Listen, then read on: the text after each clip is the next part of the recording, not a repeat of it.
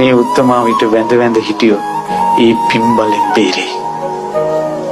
යම්කිසි මේ කුමාරියක් යම්කිසි තරුණ කෙල්ලෙක් විවාහ වෙනකල් බඹසර රැකලා මේ උත්තමාවිය ළඟ පහනක් තියලා පතන බැතුමනක් ඉටු වෙනවා. මේ උත්තමාවියගේ දැසට පේන්නේ බඹසර තියෙන කිල්ලෝ.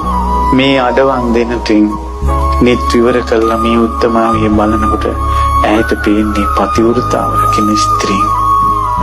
මේ උත්තමාවිය නිස්සංගල විවර කළා බලනකොට බඹසර තියෙන මෑණිවරු පේනවා. ඒ නිසා අද ඉඳලා මේ උත්තමාවියගේ උතුම් පවිත්‍රතාවය සිහි කරලා බඹසර අධිෂ්ඨාන කරගන්න විවාහ වෙනකල් චරිතේ නරක කරගන්න එපා. අද ඉඳලා තමන්ගේ ස්වාමියාව ඉක්මවලා වෙන පිරිමි ගැන කටයුතු කරන්න එපා. අධිෂ්ඨානයක් ගන්න. මොකක් හරි පිනක් තියෙන නිසානේ මෙච්චර වෙලා හිටියේ.